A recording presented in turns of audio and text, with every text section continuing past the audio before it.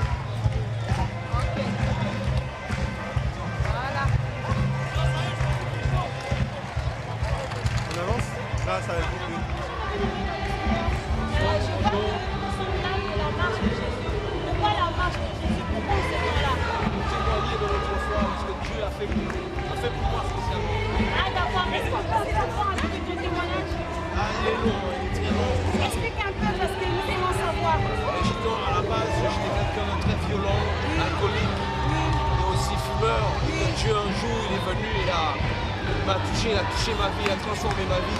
C'est vrai que j'ai encore avancé avec lui, mais je lui en gloire. Tout ce qu'il a fait dans ma vie avec mon épouse. Ah d'accord, ok madame. Voilà. Et alors, le changement de votre mari par rapport à Jésus? Dieu l'a beaucoup changé. Moi je remercie le Seigneur parce que c'est lui qui fait. Sans Dieu, nous ne pourrons pas changer. Il n'y a que Jésus-Christ qui peut changer notre vie. Aujourd'hui, je lui rends gloire. Merci Seigneur. D'accord, là on témoigne Jésus quoi. Amen. Nous Jésus. témoignons la foi de la foi. Amen. Vous êtes dans quelle église? La porte ouverte, Paris 13. D'accord, que Dieu vous bénisse. Merci, au revoir. Avec vous. Merci. Amen. Que Dieu te bendiga, que Dieu vous bénisse. Merci.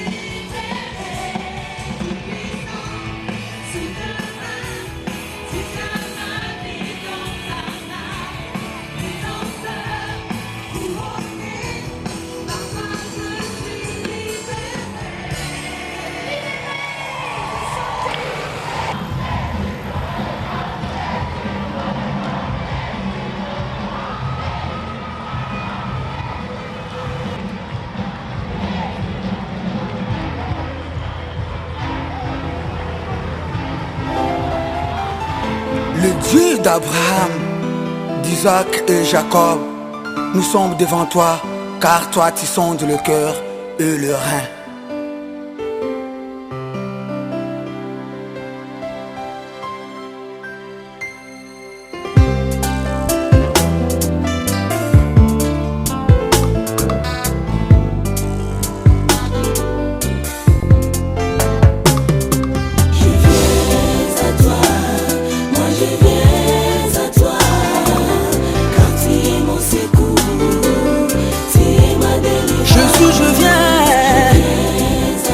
Moi je viens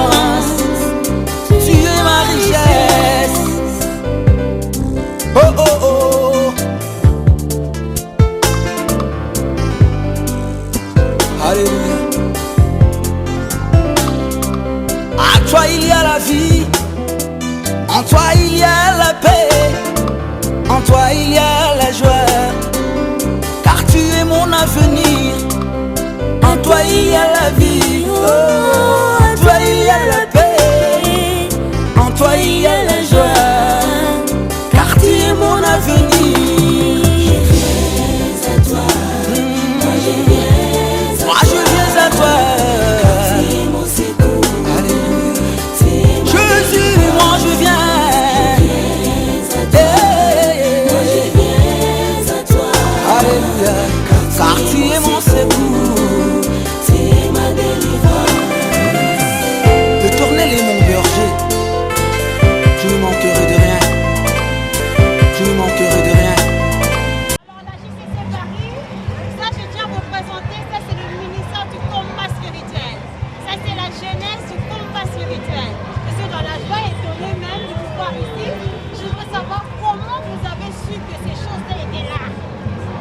vendredi ce soir. Ah d'accord.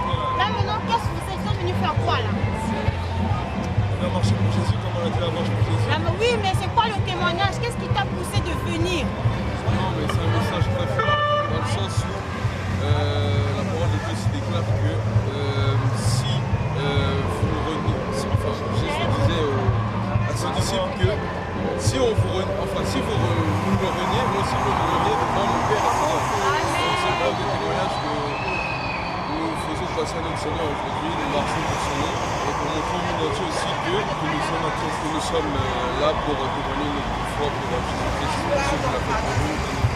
Amen, mais il fallait aussi sensibiliser les autres parce que ministère, on est beaucoup là, beaucoup. Normalement, il y en a d'autres qui sont censés nous rejoindre. D'accord, je suis vraiment dans la joie de vous voir parmi nous ici parce que moi aussi je suis de la JCC comme vous et je suis vraiment dans la joie. J'espère que ça va continuer chaque année, ça sera pareil. Et quand la jeunesse est touchée, c'est la nation qui chante. Que le Seigneur vous bénisse. Merci. Bonjour. Alors je comprends tout à l'heure à part de distribuer et tout ça. C'est pour Jésus, ça c'est la marche de Jésus. Hein. Pourquoi vous distribuez? Faire connaître vraiment Jésus, parce que des fois on a une conception de Jésus-Christ, mais ça reste religieux, et surtout c'est là et pas là.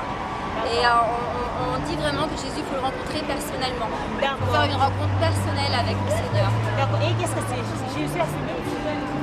Qui a dit pour vous? Non, qu'est-ce que Jésus a fait pour vous, votre témoignage? Qu'est-ce qu'il a fait pour moi? Il m'a sauvé des ténèbres, de l'occultisme, du mensonge, des voies qui amènent que des déceptions. Amen. Voilà, il nous donne une vie en abondance. Amen. Amen. C'est pour cela que vous êtes venus pour le témoigner. Témoigner qu'on l'aime. D'accord. Et madame? Alors moi, il m'a délivré de la galère, parce que quand j'étais jeune, j'avais pas fini mes études. Et donc moi, je croyais vraiment en les scopes, tout ce qui était voyance. Avec une amie, on avait fait même un jeu de cartes. Et puis malheureusement, elle m'a dit ouais, tu trouveras du travail. J'ai trouvé un travail et finalement, ça n'a pas marché. Donc au bout d'un mois, j'ai une amie que j'ai pas vue depuis longtemps, qui m'a emmenée dans une église pentecôtiste apostolique. Et là, c'était vraiment très très sympa. C'était une soirée sur le questionnement de l'homme, est-ce que l'homme descend vraiment du singe. Et lui nous a expliqué que l'homme descendait de Dieu, donc c'était vraiment une ouverture pour moi, quelque chose de nouveau. Et quelques temps après, Dieu a pourvu, m'a ouvert des portes, j'ai repris mes études. En 21 ans de conversion, je suis passée de la précarité à la prospérité. Amen. Parce qu'il m'a fait prospérer, il m'a fait réussir tous mes diplômes. Amen. Il m'avait dit que je n'étais pas faite pour les études et que par la grâce de Dieu, j'ai réussi tous mes diplômes. Amen. Je suis passée de locataire d'une petite chambre de bonne, de logement en logement au foyer de jeunes travailleurs, des logements qu'on m'avait prêtés, une petite location, un HLM, et maintenant je suis propriétaire d'un petit appartement. Et même, Dieu s'intéresse vraiment au salut, mais il s'intéresse à nous dans notre vie aussi. Il nous bénit, parce que dans sa parole il dit cherchez premièrement le royaume de Dieu et tout le reste vous sera donné du surcroît. Et c'est vrai, c'est vrai. On a un Dieu qui élève, qui fait progresser dans notre vie tous les jours, que ce soit sur le plan personnel, spirituel, professionnel. Amen. Voilà, on est vraiment un Dieu, un grand Dieu. Amen. Qui nous ouvre des portes. Amen. Amen. Le Seigneur vous bénisse, c'est magnifique. Et messieurs? Ouais. Alors moi, j'étais athée avant. Et un jour, une évangéliste m'a fait comprendre que s'il y a autant de misère et de guerre sur Terre, c'est parce qu'on a choisi notre propre voie, nous les humains. Et j'avais jamais pensé à la notion du libre arbitre. C'est vrai que je m'étais détourné de Dieu sans prendre vraiment le temps de savoir qui il est. Et ça m'a vraiment perturbé ce qu'elle m'a dit. Et j'ai fait ma première prière, Seigneur, enfin je l'ai appelé toi là-haut, si tu existes, je suis prêt à te suivre parce que ça doit être la plus belle chose au monde si tu es vivant. Mais il faut que tu me le montres et j'attends que tu me le montres vraiment. Et c'est à partir de cette simple prière qu'il m'a donné une soif de le connaître pendant 2 ou 3 ans où il n'y avait rien de spécial, sauf quelques petites apparitions. Il m'a sauvé la vie plusieurs fois, mais je ne savais pas si c'était le hasard ou lui. Et puis un beau jour, cette soif a tellement augmenté que j'étais prêt à recevoir le message de Dieu que je ne connaissais pas. Et mon frère m'a annoncé l'évangile. Il m'a fait comprendre que ce qui me sépare de Dieu, c'est mes péchés. Et j'avais oublié complètement de demander pardon à Dieu pour mes péchés. Et quand j'ai compris ça, il me fait comprendre, Thomas, mon frère, il m'a dit, crois au Seigneur Jésus et tu seras pardonné, tu seras sauvé et tu pourras avoir une relation saine avec Dieu. Et j'ai simplement cru. Et depuis, je consacre mes petits talents de maquettiste et photographe et écrivain pour une petite publication qui s'appelle Lumière du Monde. Voilà, que vous pouvez retrouver sur le site rencontrerdieu.com. Voilà. Merci beaucoup. Mais de rien, ça me fait plaisir. Moi aussi. Que le Seigneur vous bénisse. Merci. Et cherchez vraiment la vérité. Faites cette prière. Seigneur, garde-moi sur le chemin de la vérité. Je veux vraiment être sur ce chemin. Et si je m'en éloigne, ramène-moi.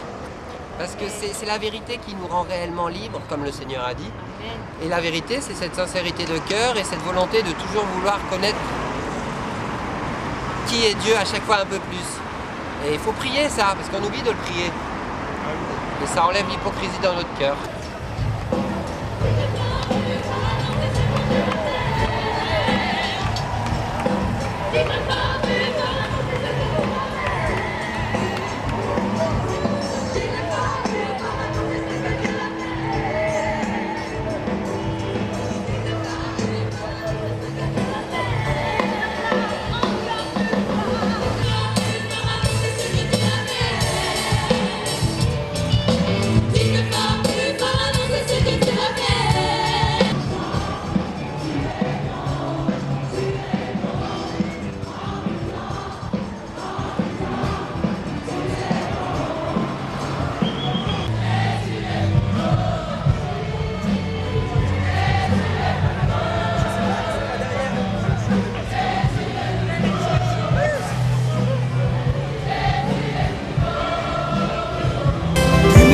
Posez donc des vers pâturage.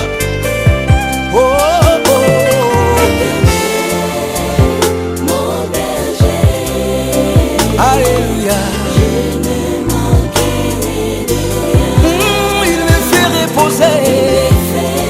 Ah. Reposer. Alléluia. Dans les vers pâturages. Dans les vers pâturages. Shalom, maman.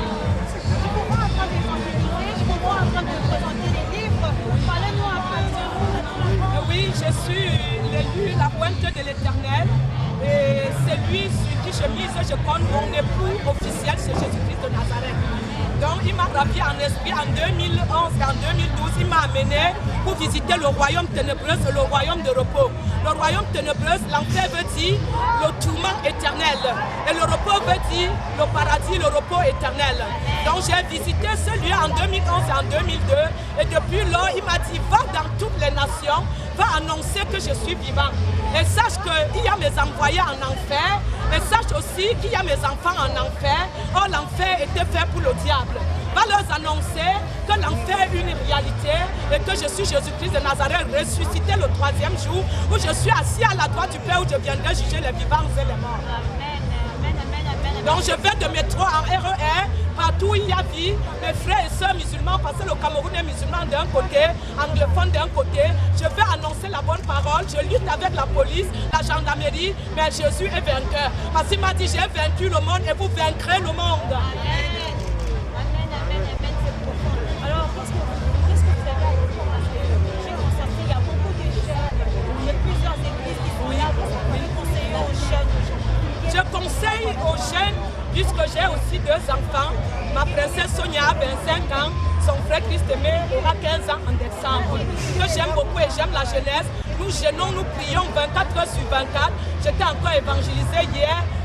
J'ai été encore persécutée ce matin, portée par 3 personnes de la sécurité qui me disent de ne pas annoncer. Je fais savoir aux jeunes que l'annonce est quelque chose d'important, parce que si les apôtres n'avaient pas annoncé Jésus, on ne le saurait pas. La Bible ne serait pas écrite. Je demande aux jeunes de s'abstenir, de suivre Jésus, de se repentir, de vivre une repentance profonde et approfondie, d'abandonner le monde, le fruit de ce monde, les friandises de ce monde, et de se consacrer à Jésus, car Jésus est à la porte de nos cœurs et il revient bientôt. C'est bien d'être jeune, c'est mieux encore d'être sauvé.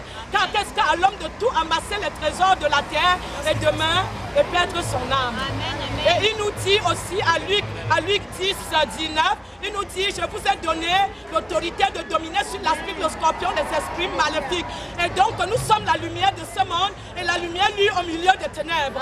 Et nous sommes aussi le sel de ce monde et le sel ne perd pas sa saveur. La France ne doit pas payer les militaires pour garder la France. Nous devions nous priver de la nourriture. Nous devons prendre le temps pour gêner et prier. Pour que c'est nous qui possédons la France, l'humanité, pour la paix dans le monde, que nous arrachons les choses de l'invisible pour planter dans le visible.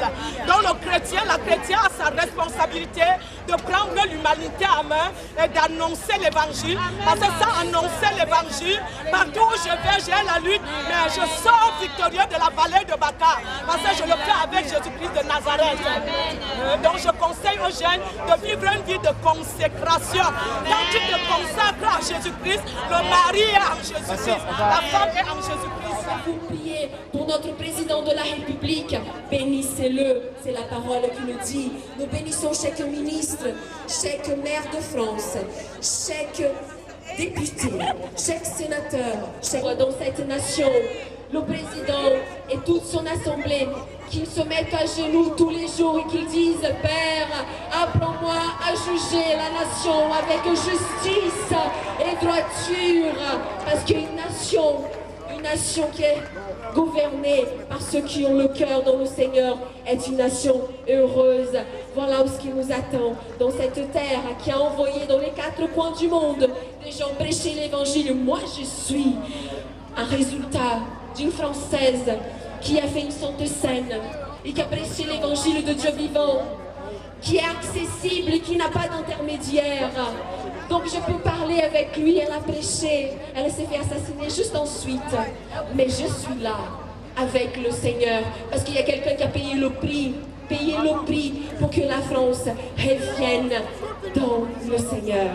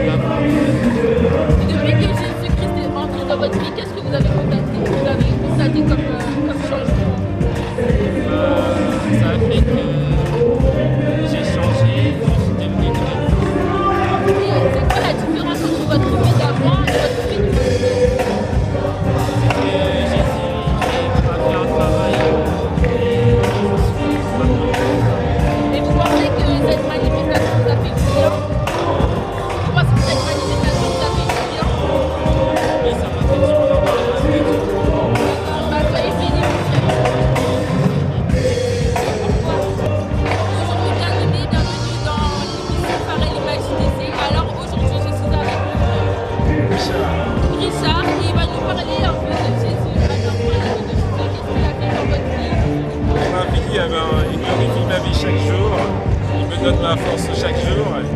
Et en fait, je ne peux pas faire sans lui. Donc, c'est avec lui que j'ai la grâce dans tout ce que je fais, dans le sport que je pratique, que j'enseigne. Voilà, et la gym.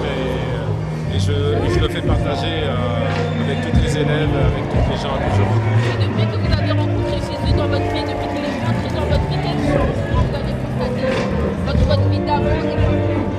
La joie, l'amour, la paix, voilà, en un mot, c'est cela. Voilà. Est-ce que vous pouvez nous décrire le sentiment que vous ressentez lorsque vous êtes avec lui, lorsque vous êtes dans sa présence? Grande joie. Grande joie. Et vous pensez que justement cette manifestation vous apporte encore plus de joie? Beaucoup plus de joie. Et je me sens vraiment en paix avec lui chaque jour. Amen. Et quel témoignage vous pouvez dire à nos bien-aimés la communauté? Tous ceux qui ne l'ont pas rencontré, qu'ils le rencontrent parce que ça vaut vraiment le coup. Et tous ce qu'ils ont du mal à des solutions qu'ils ne trouvent pas, grâce à Jésus, ils vont le trouver. Voilà. Merci mon frère de nous avoir reçus. À bientôt. Soyez bénis. Bonjour bien-aimés, bienvenue sur l'émission Paris Imaginisé. Alors aujourd'hui, je suis avec Marcos qui est un organisateur de la marche. Cette manifestation, comment ça a commencé, d'où est venu l'idée, comment vous avez fait pour mobiliser tout ce monde-là? Parce qu'en fait, ça, c'est une chose que ça se passe des plus grandes villes dans le monde. Ça se passe en Amérique, ça se passe en Afrique, ça se passe ici en Europe. Et en fait, c'est une manière d'annoncer le nom de Jésus. C'est une manière, c'est une situation aussi que j'imagine que c'est géré pour le peuple de Dieu, pour nous donner l'opportunité d'annoncer l'évangile, de montrer l'amour de Dieu. Parce qu'en fait, c'est ça qui va changer les situations. Et en fait, c'est cet amour que les gens y vivent. Parce que ça, c'est une chose qui a commencé à organiser dans plusieurs ministères. Il a commencé les groupes de prière, d'intercession. Il s'était mobilisé plein de gens qui aujourd'hui vont vraiment arriver au temps de participer de marche pour Jésus ici à Paris. Parce qu'en fait, il y avait déjà avant la marche pour Jésus. Mais ça fait des années. Et là, ça fait 2 ans, 3 ans qu'ils n'ont pas eu la marche. Et là, aujourd'hui, il faut recommencer. On a réussi à recommencer cette marche. Et là, on va continuer. Et je sais qu'avec cet amour, avec cette marche, avec l'expression de l'amour de Dieu, il y a plein de gens qui vont être convertis. Et les jeunesses vont être transformées pour vraiment changer toute la vie. Qu'est-ce que vous voulez transmettre à travers cette marche-là? Qu'est-ce que vous voulez faire ressentir? Ça, c'est quelque chose qu'on peut dire que c'est vraiment unique. On doit vraiment exprimer et annoncer l'Esprit de Dieu. Parce qu'il y a encore l'Esprit de Dieu qui change les gens. Il y a l'Esprit de Dieu qui va vraiment nous donner une joie qu'on ne trouve pas ailleurs. On ne trouve pas dans une chose artificielle.